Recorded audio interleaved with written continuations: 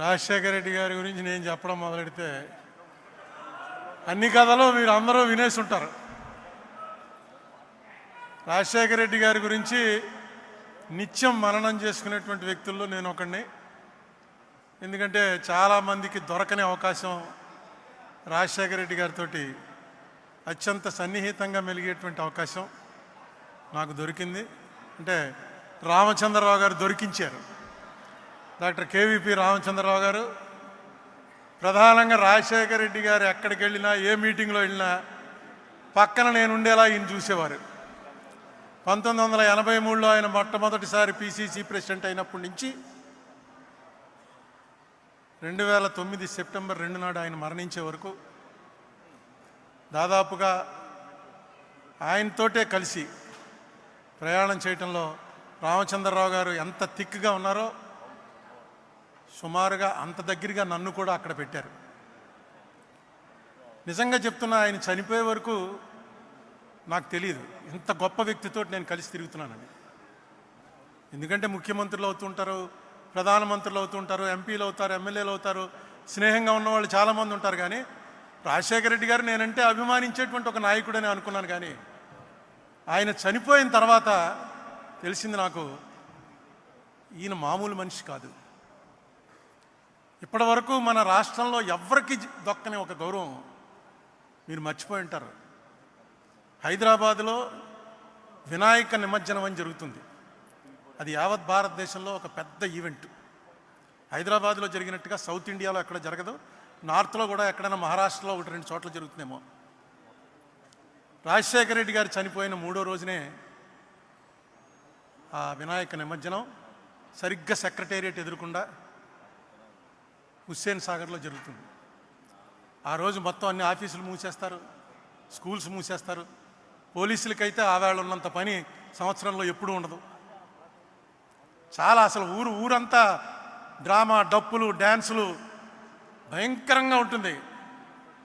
ఏంటి అసలు ప్రతివాడు వాళ్ళ ఇంట్లోంచి వినాయకుడిని తీసుకొచ్చి కలపవలసిందే అనేటువంటి ఒక యుద్ధం జరుగుతున్నట్టుగా ఉంటుంది. అది నేను చాలాసార్లు చూశాను హైదరాబాద్లో. అదొక ఎంజాయ్మెంటు, ఇంత బ్రహ్మాండమైనటువంటి మూమెంట్ అని. ఆ రోజు బాజా భజంత్రీలు లేవు, బాణసంచాలు లేవు. పిన్ డ్రాప్ సైలెన్స్లో నిమజ్జనానికి తీసుకొచ్చినటువంటి ప్రతి బండి మీద వినాయక విగ్రహం 40 అడుగులు 50 అడుగులు ఉన్న ఖైరతాబాద్ విగ్రహం నుంచి ఎవరో అప్పలకొండ అన్నవాడు తన ఇంట్లో పెట్టుకున్న చిన్న విగ్రహం వరకు అన్ని విగ్రహాలతోటి రాజశేఖర రెడ్డి గారి చనిపోయిన ఫోటో, ఆ ఫోటో పెట్టుకుని వచ్చారు.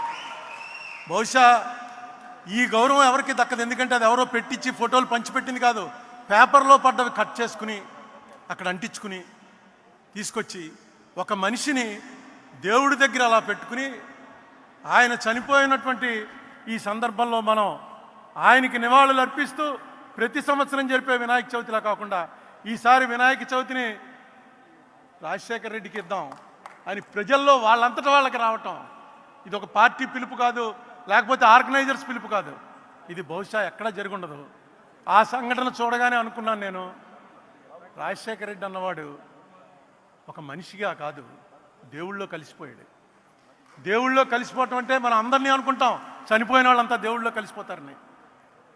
రాజశేఖర రెడ్డి గారి మరణ వార్త విని చనిపోయారని పేపర్లో చూసి ఇది నిజమా, పరిచయం లేని ఒక మనిషి చచ్చిపోతే ఎలా చనిపోతారు, గుండె ఆగి చచ్చిపోయింది, ఆవిడెవరో చచ్చిపోయింది అని పేపర్లో చూస్తుంటే, ఒకటి మా ఊరికి దగ్గరలో ఒక లేడీ చచ్చిపోయినటువంటిది పేపర్లో చూశాను. చూసి ఆ ఇంటికి వెళ్ళాను. ఇంటికి వెళ్ళి వాళ్ళ ఆయన్ని అడిగాను, ఏమండి ఏంటి అసలు మీ ఆవిడకి ఏంటని.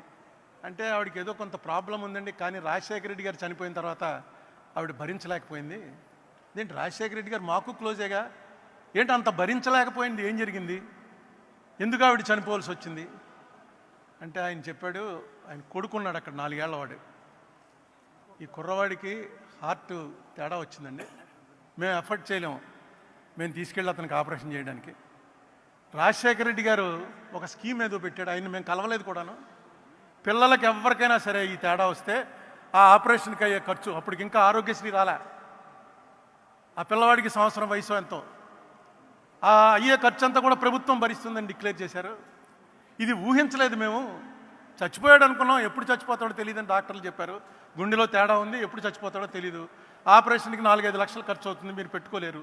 అలా ఉన్నంతకాలం ఈ మందులు వాడుతూ ఉండండి అని చెప్పారు. కానీ ఇదేదో భగవంతుడే ఇచ్చాడు మాకు అనుకుని వాడిని ఆపరేషన్ చేయించాం. వాడు బతికాడు, శుభ్రంగా ఉన్నాడండి. ఈ రాజశేఖర రెడ్డి గారు చచ్చిపోయిన తర్వాత టీవీలో వస్తుంది, అమ్మా అన్నా నమస్తే, అమ్మా నమస్తే, బాబు నమస్తే అని రాజశేఖర రెడ్డి గారిది ఆ పాత క్లిప్పింగ్ ఏదో తీసి టీవీలో చూపిస్తున్నారు. ఈ కుర్రాడు 3 చక్రాల సైకిల్ ఎక్కి అమ్మా నమస్తే, బాబు నమస్తే. అతనికి రాజశేఖర రెడ్డి తెలీదు, ఆపరేషన్ గొడవ తెలీదు, వాళ్ళ అమ్మ గొడవ తెలీదు, నాన్న గొడవ, ఎందుకు బతికాడో తెలీదు.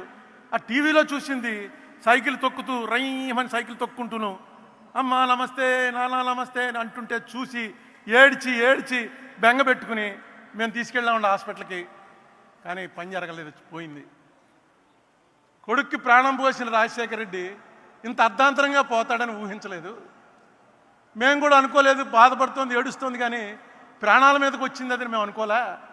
ఆఖరిన హాస్పిటల్కి రష్ చేసేటప్పటికి లేదండి ప్రాణం పోయిందన్నారు. నిజంగా అది మేము కూడా ఊహించలేకపోతున్నాం. ఏ జబ్బు లేదు, వయసు చూస్తే 40 ఏళ్ళు, లేటుగా పుట్టాడు, ఒకడే కొడుకు, వాడు చచ్చిపోతాడా అనేటువంటి దీంట్లో ఉన్నప్పుడు రాజశేఖర రెడ్డే ప్రాణం పోశాడు. ఆ రాజశేఖర రెడ్డి హెలికాప్టర్లో బయలుదేరట చచ్చిపోవటం కూడా ఒక రోజంతా ఈ రాష్ట్రం మొత్తం ఏడిచింది. పార్టీలు మర్చిపోయి ఏడిచింది. గుళ్ళో, మసీదుల్లో, చర్చిల్లో ప్రార్థనలు చేసుకున్నారు. ఆర్గనైజ్డ్ కాదు, ఎవడ మట్టుకోడు దండం పెట్టుకుని రాజశేఖర రెడ్డిని బతికించే బాబు, ఒక్కటే అడుగుతాను, రాజశేఖర రెడ్డిని బతికించే చాలని.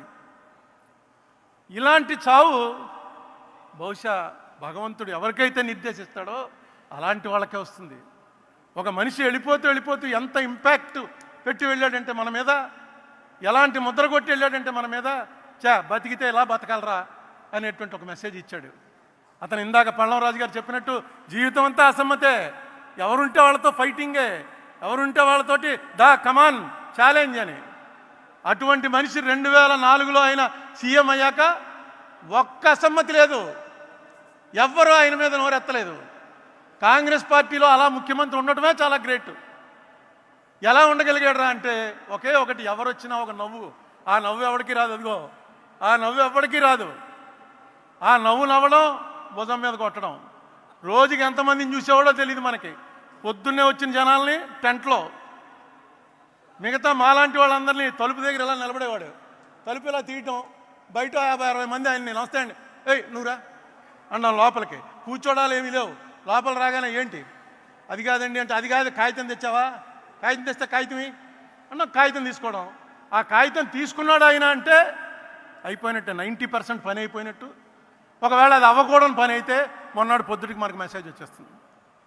ఇలాంటి నెట్వర్క్ ఆయన ఎప్పుడు ఏర్పాటు చేసుకున్నాడో, ఎవరితో డిస్కస్ చేశాడో ఎవరికి తెలియదు. ఈ రామచంద్రరావు గారి ఆఫీస్ ఎక్కడో ఉండేది, రాజశేఖర రెడ్డి గారి ఆఫీస్ ఎక్కడో ఉండేది. ఎప్పటికప్పుడు ఇక్కడ ఏం జరుగుతుందో అక్కడికి తెలుసు, అక్కడ ఏం జరుగుతుందో ఇక్కడికి తెలుసు. బహుశా డెలిగేషన్ ఆఫ్ పవర్స్ అనేది తెలుసున్నటువంటి, నేను చూసిన వాళ్ళలో ఇంత బ్రహ్మాండంగా తెలుసున్నటువంటి ముఖ్యమంత్రి కానీ నాయకుడు కానీ మరొకరు లేడు. ముఖ్యమంత్రులు అవుతుంటారు పోతుంటారు, కానీ నాయకుడు అనేవాడు అవ్వటం చాలా కష్టం. రాజశేఖర రెడ్డి ఒక నాయకుడు. రాజశేఖర రెడ్డితో 20 సంవత్సరాల పాటు ఏ పదవి లేకపోయినా అనేక మంది ఆయన వెనకాల వెళ్ళారంటే ఆ ఫేస్లో ఉన్నటువంటి ఆ గ్లామరు, నీకు కష్టం వస్తే నేను నిలబడతాను రా అనేటువంటి ఒక మెసేజ్ చెప్పకుండానే ఇచ్చేవాడు. ఎవరికి ఆ మాట అనేవాడు కాదు. ఆయన దగ్గరికి వెళ్తే ఆయనతో 2 నిమిషాలు మాట్లాడాక డెఫినెట్గా ఈయన మనకు కష్టం వస్తే నిలబడతాడు, ఈయనే మన లీడరు, ఈయనకి కన్సూప్ మేరలో ఈయన ఏమి అవ్వడన్నా ఎప్పటికోకప్పటికి ఈయన డెఫినెట్గా ఏదో అవుతాడు, మనల్ని కాపాడతాడు అనేటువంటి ఒక నమ్మకం కలిగించాడు రాజశేఖర రెడ్డి గారు. ఈవేళ ఆయన 75వది, మళ్ళా 100వ జయంతి కూడా చాలా గ్రాండ్గా జరుగుతుంది. అప్పటికి నేను ఉన్నాను.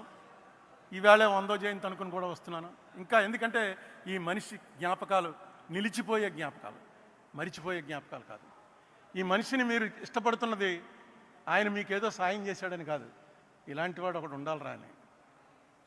సాయం అక్కర్లేదు మనకి, ఆ మనిషి మొహం ఒకసారి తలుచుకుంటే ఒక్కసారి తెలియకుండా ఆనందం కలుగుతుంది.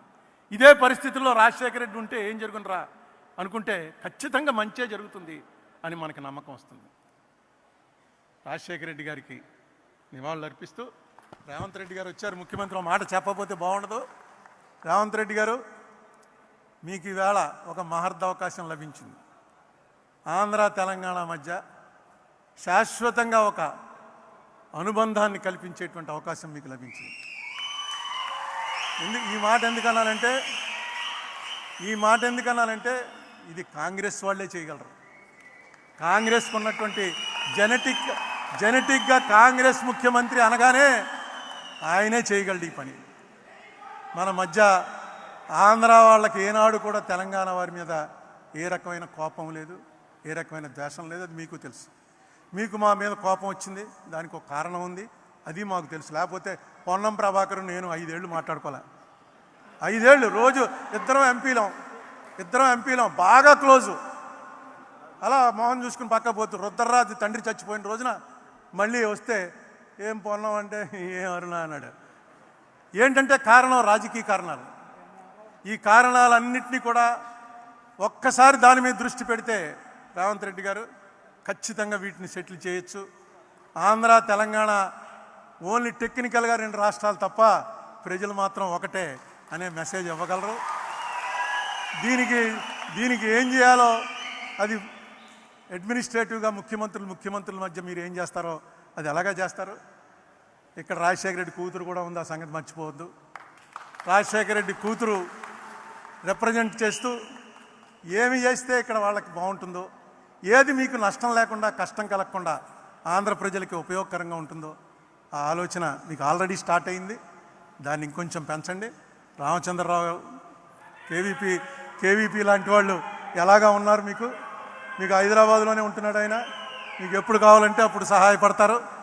ఖచ్చితంగా ఈ క్రెడిట్ మాత్రం రేవంత్ రెడ్డి గారికి దక్కటం కోసమే ఆయన ముఖ్యమంత్రి అయ్యాడని నేను తలుస్తున్నా. రాజశేఖర రెడ్డి గారి ఆశీస్సులు ఆయనకి ఎప్పుడూ ఉంటాయని నమ్ముతూ సెలవు.